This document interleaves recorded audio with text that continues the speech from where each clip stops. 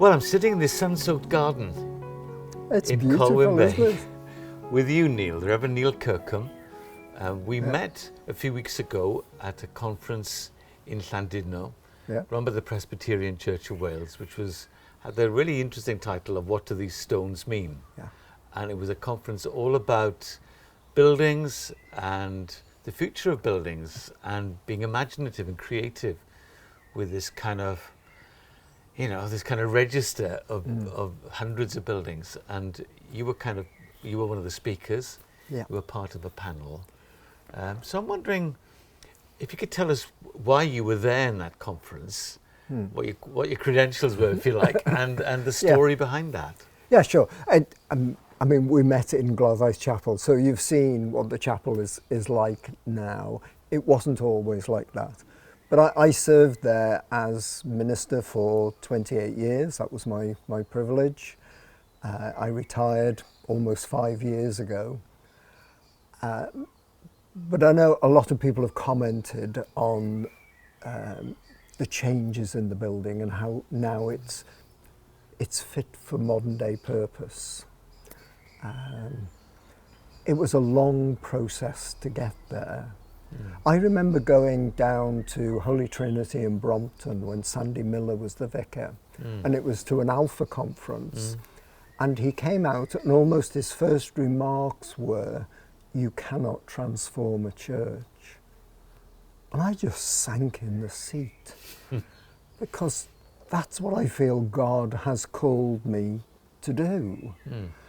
And then I quickly realised that the way they'd done it there was actually to plant another church within a church. So they had two separate services. They kept the very traditional, but they also introduced modern alongside it in the same building. Yeah. Because the first day we were there, we went up on the balcony. The downstairs was full. Yeah. And because they'd taken the pulpit away, the speaker was much lower down. The pitch of the balcony was such that you couldn't see the speaker. Yeah. So that on the pillar, they've got a TV. Yeah. And I said to Jean, our church secretary, I've come 300 miles to London, to Holy Trinity, to watch Nicky Gumbel on a television screen. But they'd made vast changes, obviously, to the building. And it's a painful process. And I don't want to show any disrespect to people because I'm getting older now. Change comes harder, and I understand that. We like the familiar because it's a lot of hard work to do things differently. But if the church is going to grow and move on, we all recognise that we have to change. And one of the things is the buildings. And they have to be fit for modern day ministry. How do we do that in our context today? And how can we afford to have buildings that are used for 1 hour a week, maybe 2, an occasional funeral and probably more funerals than weddings, sadly. So how do we change that? And we gradually began to introduce things, and it's a painful process, and I know feelings are deep and feelings are strong. The first thing that we did was we had a porchway with stained glass windows in, and people had to go sideways through a double door and then in through another door, and it's all kind of a mystery, isn't it, what goes on inside this building. So we said, as people are walking up, we'll change the central 2 panels to plain glass so that they can see that, we don't have 3 heads inside and see something of the inside of the building. So we did that. One lady promptly had it written into her will that I was not to take her funeral service. Yeah. That's how strong the feelings were. Yeah. Wow.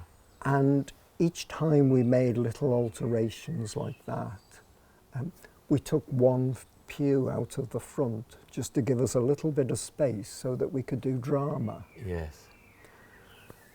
Most people complained about it. 2 elderly spinster ladies, bless them, came to me and said, "We are so glad you've done that." When they did our father's funeral, they almost dropped the coffin trying to get it round the corner, Yeah. because that's how difficult it was. Yeah. Wow. And I'm thinking, why hasn't somebody done something about it? Yeah. So this happened very slowly. I mean, Gloddaeth, when I went in there to that conference, I mean, it's a beautiful, on the outside, a traditional looking Victorian nonconformist chapel. You go inside, and it was almost like a church in the round. Not quite, but not a pew to be seen. Pews can be wonderful, but this was so flexible, and light streaming in from everywhere. I mean, that's the thing I most noticed was how much daylight and light there was. It's always been a beautiful building. The elders took an architect from Liverpool over to Italy. They'd seen one on holiday. It's not your traditional non-conformist chapel. It's relatively ornate, but it's basically square with the corners rounded off. It feels more like a Catholic place of worship, oddly enough. When I went in there, I thought this didn't feel like in a good way. Yes, I mean it's a bit different from traditional chapels, but when you've got fixed pews, and they were beautiful architecturally, they were beautiful in the round, but a sloping floor. What else do you use it for? You know, it just sits there all week. The occasional concert you can get away with. But it's so much more. I mean, it's a place of worship. There's a cafe which is kind of adjacent to the place of worship. You've got rooms and facilities, which, as you say, fit for purpose for this century. We would love to see it used as a conference centre for Tear Fund, Christian Aid, Christian charities. You know, if you want a week in Llandudno, there's plenty of accommodation. And the facilities are there. We'd love to host you. But you know, I'm not the minister now, so ideas may have changed. But you mentioned something, Neil, about taking the people with you. So I'm guessing the real kind of burden for you wasn't so much the kind of the business planning and the kind of the process. The deeper work was, how do you take a group of people for whom this building is really precious and special and been in their families on a journey of considerable transformation? I wonder how does that happen?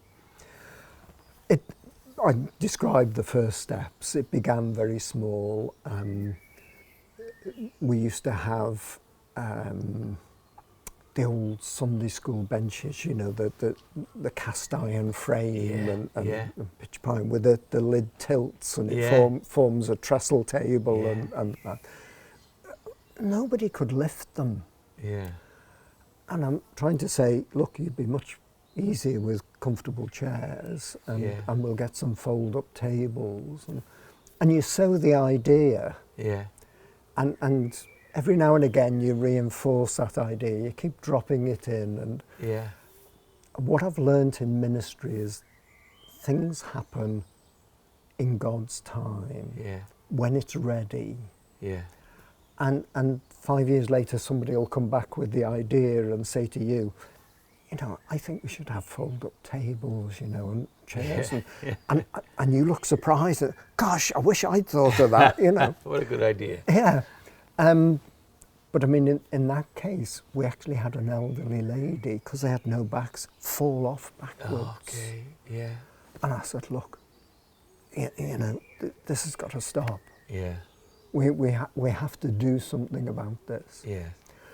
And what I said at the conference is that when you make these changes, you get a lot of grumbling and people are unhappy because it's different. Yeah. But 6 months after you've done it, Yeah. nobody can remember what it was like before. No. And if I suggested, why don't we get some cast iron Sunday school bench?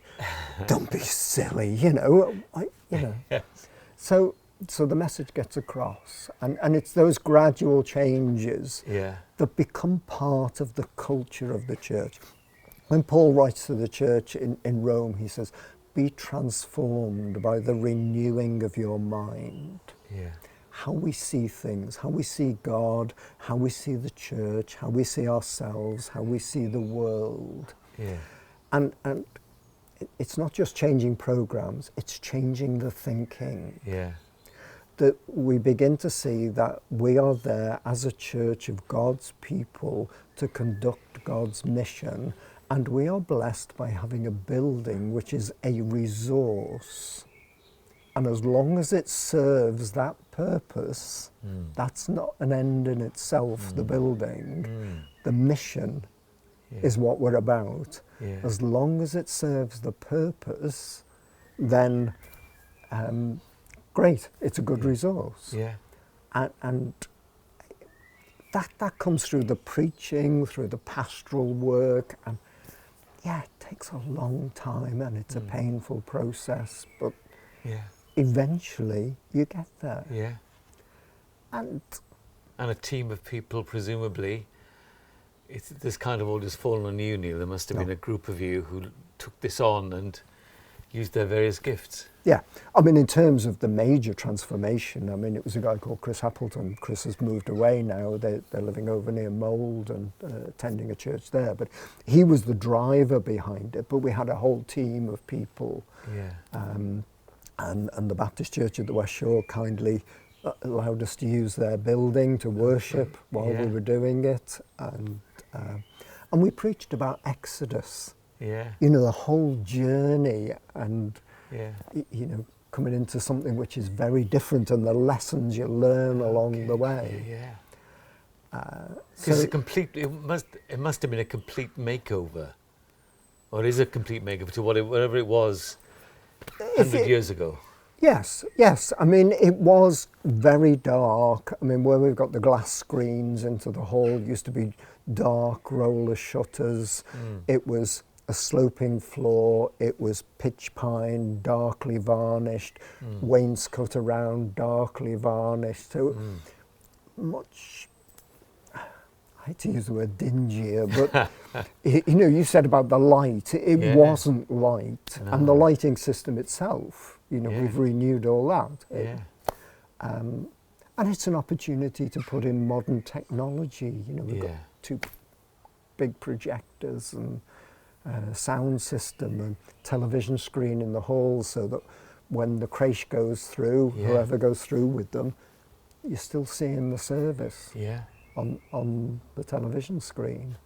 I mean, the conference we were at, Neil, a national conference, trying to address lots of local needs and situations. I mean, this has worked wonderfully in Gloddaeth. Is this something that could be replicated, that this kind of idea across? I mean, there are financial issues and you need a certain number of people who can really take this kind of project on. There were a number of wonderful stories from that day.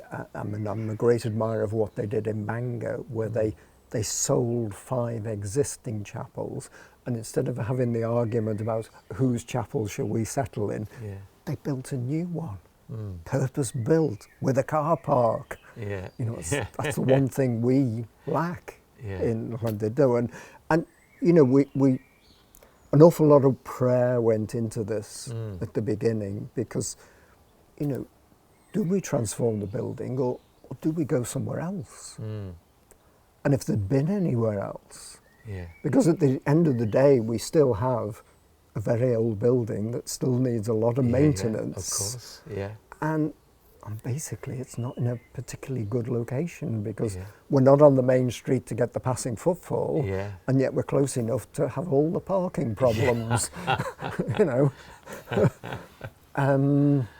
So, yeah, you know, you have to really look at these things. I mean, there were lots of examples in the day of kind of, well, most, as I understood it, many of the projects that were kind of being highlighted all had a sense of sharing the gospel but with the community and a partnership with the community. And that seemed to be a dominant theme, that these weren't just places of worship that were being transformed. Yeah. They were almost like community hubs. Exactly. I mean, you know, many of our older members, when I first came in 1992, would tell you about the old days, you know, when the church was the centre of the community. Their whole life revolved around the church, you know, Band of Hope one night, youth club another night, you know, and before the days of television. And, but I think, you know, in today's economic climate, there is a need for community space and community building. And, you know, the church has to be also out in the marketplace. It's nice to have the building as a resource and a place to gather. Where else can you seat 150, 200 people? But, yeah, it also needs to be a base that's reaching out into the local community. And again, we had loads of stories on the day, didn't we, of ways in which people are doing that. I was really encouraged by the whole day. I know it was only a taster, it was very short sound bites. But there were lots of, you're right, like tapas. It was a bit of this and a bit of that. Exactly, and, a good description. Extraordinary projects.